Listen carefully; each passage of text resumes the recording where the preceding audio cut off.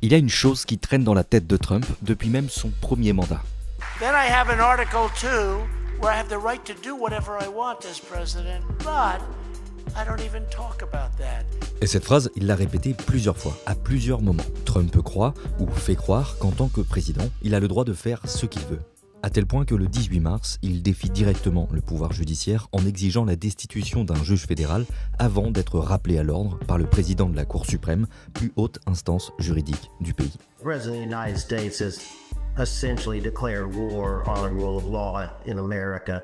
Cette guerre dont parle ce juge s'est embrasée quand Trump a expulsé plus de 200 membres présumés du gang vénézuélien Tren de Aragua vers le Salvador afin qu'ils soient incarcérés dans une prison de haute sécurité. These heinous monsters were extracted and removed to El Salvador where they will no longer be able to pose any threats to the American public.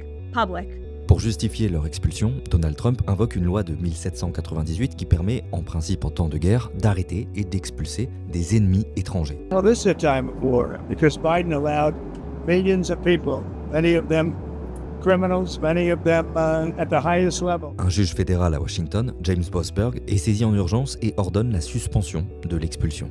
Mais trop tard, Donald Trump prétend que les 3 avions sont déjà partis. Le juge Boasberg intime à l'oral l'ordre de leur faire demi-tour, mais Trump refuse. Le président salvadorien ironise même sur les réseaux. Oupsie, trop tard. Techniquement, impossible de savoir si Donald Trump et son administration ont sciemment violé une injonction d'un juge fédéral. Quand la question leur est posée, il renvoie la balle aux avocats et donne rendez-vous devant les tribunaux. All of the planes subject to the written order of this judge departed U.S. soil, U.S. territory before the judge's written order. But what about the verbal order, which of course carries the same legal weight as a written order, and said for the planes to turn around if they were Well, in the air? there's actually questions about whether a verbal order carries the same weight as a legal order, as a written order, and our lawyers are determined to ask and answer those questions in court. Sean. Et Donald Trump n'a pas aimé qu'un juge vienne contrecarrer ses plans. Il a alors lancé une attaque rare contre la justice américaine.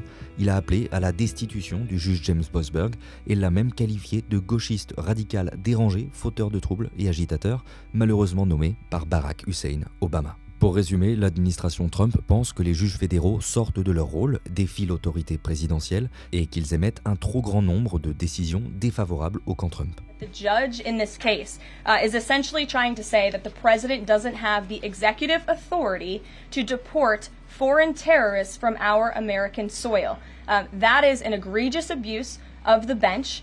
This judge does not have that authority. It is the opinion of this White House and of this administration, and that's why we're fighting this in court. And it's very, very clear that this is an activist judge who is trying to usurp the president's authority. Mais Trump, dans ses déclarations publiques, pose le pied sur la ligne rouge sans techniquement la dépasser. En gros, il critique les juges en faisant attention à ne pas remettre en question le pouvoir judiciaire. I never did defy a court order. And you wouldn't in the future? No, you can't do that. However, we have bad judges. We have very bad judges, and these are judges that shouldn't be allowed. I think at a certain point you have to start looking at what do you do when you have a rogue judge.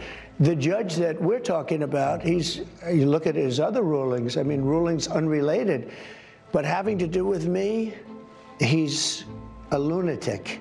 Cet appel de Trump à destituer un juge a fait réagir le président de la Cour suprême, John Roberts, qui a rappelé le président américain à l'ordre dans un communiqué. En plus de 2 siècles, il a été établi que la destitution n'était pas une réponse appropriée en cas de désaccord avec une décision de justice. Et ce n'est pas le seul revers de justice que Donald Trump a essuyé. Le même jour, une juge fédérale a suspendu l'interdiction des personnes transgenres dans l'armée américaine. Un autre dossier qui traîne dans la besace de Donald Trump depuis même son premier mandat.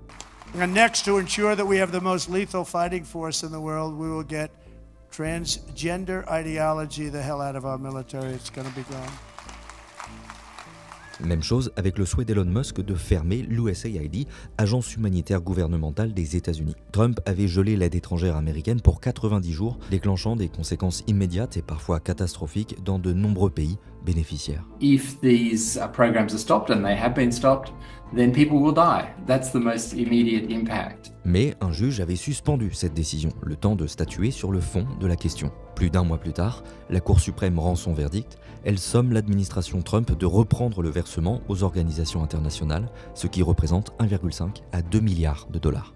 Elon Musk, sur la plateforme dont il est le patron, dit y voir à 1000% un coup d'État judiciaire. Et ça, ce ne sont pas des anecdotes isolées. Le bras de fer entre l'administration de Trump et la justice est visible juste ici, dans ce tableau qui recense les recours à l'encontre de l'administration de Donald Trump. À l'heure actuelle, il y en a 129. La question qui vient après tout ça, c'est et alors, qu'est-ce que ça fait que Trump se bagarre avec la justice? Les trois pouvoirs, législatif, exécutif et judiciaire, doivent être indépendants et s'équilibrer les uns les autres. Que le président et donc l'exécutif engagent un tel bras de fer avec le judiciaire remet en question cet équilibre constitutionnel et primordial sur lequel repose le pays.